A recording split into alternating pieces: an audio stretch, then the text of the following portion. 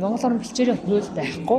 Ер нь бол одоо нийт газар нутгийн 80 орчим хувь бэлчээр байгаа гэдэг. Гэтэл одоо бэлчээрийн хууль гэж тусдаа тийм хууль байдаггүй.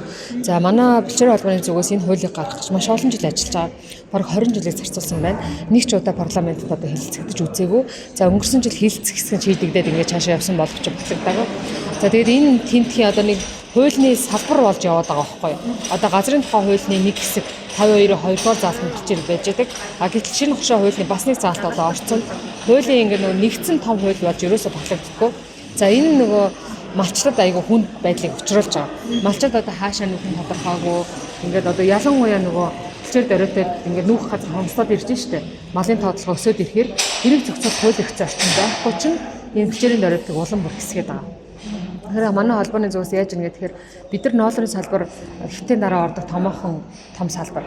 Гэтэл хятад бол олон улсын том худалдаа авчрыг ерөнхийдөө барьж штэ.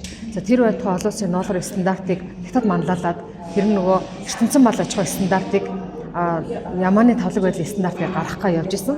За тэгээ манай холбоо тэрэнд бас манлайлж оролцоод хөдөөж яамтай цуг ажилласан. Бүтэн жил ингээд ажиллаад Монгол ямаа бол өөр юм аа. Энэ бол бэлчээрийн мал аж ахуй ямаа гэдэг бол шал өөр асуудал шүү гэдгийг тэр дотор тусгаад ингээд олон улсын тусгай явж байгаа. Тэгэхээр Монгол орны тухайд бол тэр бэлчээрийн эрх зүйн орчин гэдгээр сайжруулмаар байна. Хоёрдугаар тэр маш чанартай бүтээгдэхүүнүүдийг олон улсад гаргаж нийш маркет руу буюу одоо тэр нөгөө өндөр үн төлөх зах зээл рүү бүтээгдэхүүнээ чиглүүлэх юм бол бид нар малчлыг илүү орлоготой болгож энүүгээрээ хөшөөрөх боломж гаргаж байгаа байхгүй юу. Тэгэхээр бид нар бас энэ тайлбарт энэ талаар тусгаж оруулсан байгаа. Тэгэхээр Европ холбооны хоёр төсөл одоо ноолор дээр эхлэж байна. Энэ судалгааны ажлын үр дүнгээс хамаарат нэг нь бол стрим гэдэг төсөл эхэлж байгаа. Нэг нь хэлэг зориг мал эмнэлгийн степик клуб гэдэг төсөл эхэлж байна. Тэгэхээр энэ хоёр төсөл бол яг ноолрыг одоо яаж байгуулах чинь ээлтэй аргаар бэлтгэж одоо томоохон брэндүүд рүү холбох уу гэдэг талаар л явна. Бид нар одоо байн хятадын бэлтгэний нийлүүлэгч байх юм уу тий гэдэг одоо зүйл чинь бол бидний бэлчээрийн мал ажиллагаа сайн явуулахаас шалтгаалтай байна. Монгол ноолор яагаад хятадаас илүү хүмүүс сонирхдаггүй гэхээр маш атрес сайтай. Хүүтэн байдаг учраас ингэж нөө эрчлээ сайтай байгаа байхгүй. Эрчлээ сайтай урт байгаа учраас маш сайн бүтээгдэхүүн болдог. Хамгийн манай гологдоод байгаа юм микрон. Тэр нарийн чанар нь одоо нөгөө үржлийн ажил алдагдсан учраас бид нар 16-тай 16.5-тай гараад байгаа. 16.5-тай ноолорыг хятад гаргахаа болцсон. Хятадын ноолор 15-тай гардаг учраас тэд нар илүү үнээр зарах гэдэг шүү тий. Тэгээ яагаад хятад манахаас ноолор авч тэрийг холдог вэ гэхээр манайх илүү хүүтэн учраас эрчлээ сайтай урт байдаг. Манайх тэр 15.5-тай 15-тай ноолорыг гаргаж чадах уу гэвэл чадна. Одоо бид нар чинь хуучин социализм үед бол маш хэмжээний тийм ноолор гаргадаг байсан.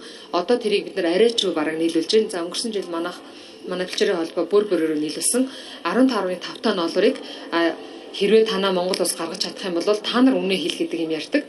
За ингээд бид нар үнэ хэлээд 5 тоныг нийлүүлсэн. За тэрийг бол олоход маш хэцүү байсан. Одоо хөвсгөлийн эрчмийн хаарын ноолор тэнцэж байгаа. За говьтой эртний цагаан ямааны ноолор тэнцэж байгаа. Бус нь бол тэнцэхгүй.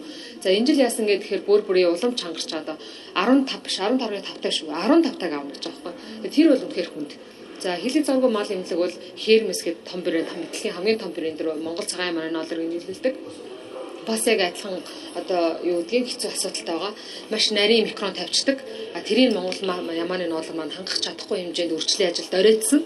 За тэгээ энэ үржлийн систем алдагдсан учраас бид нар маш нарийн ноолор үнэтэй зарах боломж байгаа. Зах зээл өөрөө байгаад байдаг. Тэд нар чинь том брэндүүд чинь та нар яг одоо нөгөө уртанд хараад ирчлээ цаад байна шүү дээ. Энэ хоёр үзүүлэлт байгаад байдаг. Микрон нь дэндүү бүдүүн байна.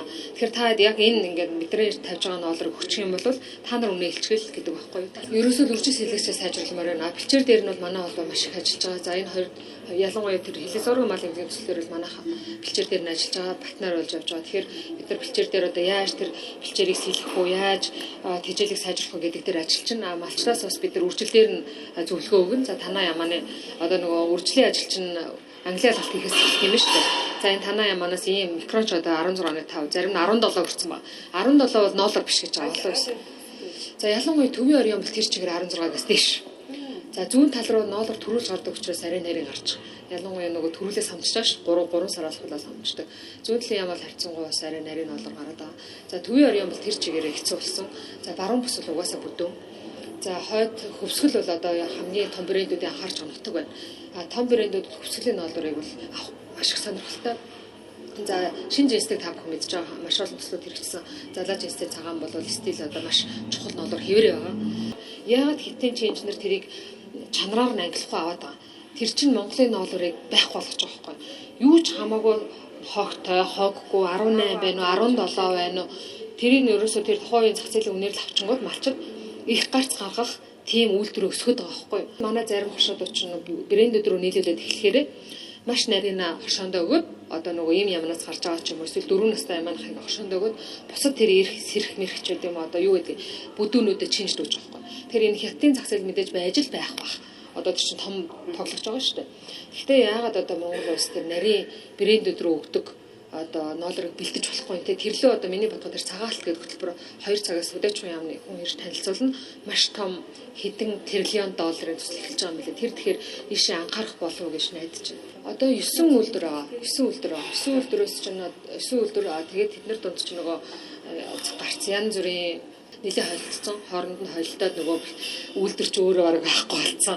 Ийм нөхцөл байдал талаад байгаа. Ялангуяа манай мэрэгжлийн хүмүүс очихоор хэлдэг. Ингээл нөгөө хитрхи их ноолор өгөөл амар сагсаагаал ирэхээр тэр чинь маш бүдүүнийг. За би нөгөө 4 сард Итали явж байгаад тэр Бурбери энтерт очруулсан. Тэгэхэд 16.5-аас дээш бол бид нар бол ноолорын ангиллал оруулдаг гэж байгаа байхгүй. Энэ бол кашкор ангиллалаа бараг л ноосны ангиллал оруулдаг. Тэгэхээр Монгол ямааны ноолор ихэвчлэн ингэж гараад байгаа нь ирээдүйд том брэндүүд Монголоос худалдаа авах сонирхлыг бууруулна. Яг нөгөө зүүн тал бол төрүүлээ дулаарчдаг учраас ирж самжиж байгаа. Төвийн оройн энэ баруун бус хойд оройнууд чинь 5 сар гэхэд та мэдээ өнгөрсөн жил 6 сар гэхэд амар өдрөд цас орсон шүү дээ. Тэгэхээр тэр үед чинь ямаас хамцсан байх юм шууд одоо хүчиж байгаа байхгүй. Тэгэхээр нөгөө тавлаг байдал гэдэг дээр бид нар тэнцэхгүй болчихно. Тэгэхээр яг хуу ер нь бол тэр нөгөө цагаагаар уусаа тийм учраас бид нар тэн тасан цогцсон үйлдвэрүүдийг зөрчүүлэх хэрэгтэй. Хөвсгөлч одоо яагаад тийм хүүтэн хамгийн сүүл барал 5 сарын сүүлээр самж байгаа шүү дээ. Гэхдээ эрчмийн хар чинь аюул сан хэврэл байгаа байхгүй. Гэхдээ бас цөөхөн сум байна. Эрчмийн харыг төмөр болог байна одоо яг жинхэнэ кор тий. Тэдний ноолор бол одоо бас үнэтэй хэврэл байна. Манайх бол нөгөө брэндүүдийн ноолорыг л манай хошоодууд бэлтгэн нийлүүлэх гэж маш их. Одоо сүүлийн бараг чадахгүй байгаа. Яагаад тэгэхээр тэр нарийн ноолорыг гаргаж чадахгүй шүү дээ. Дээр нөгөө уг нь бол тэгээд ноолороо бэлтгээд нийлүүлэхээр малчин буцаад бараг килограммд 40-50 мянган төгрөг өчтдөг.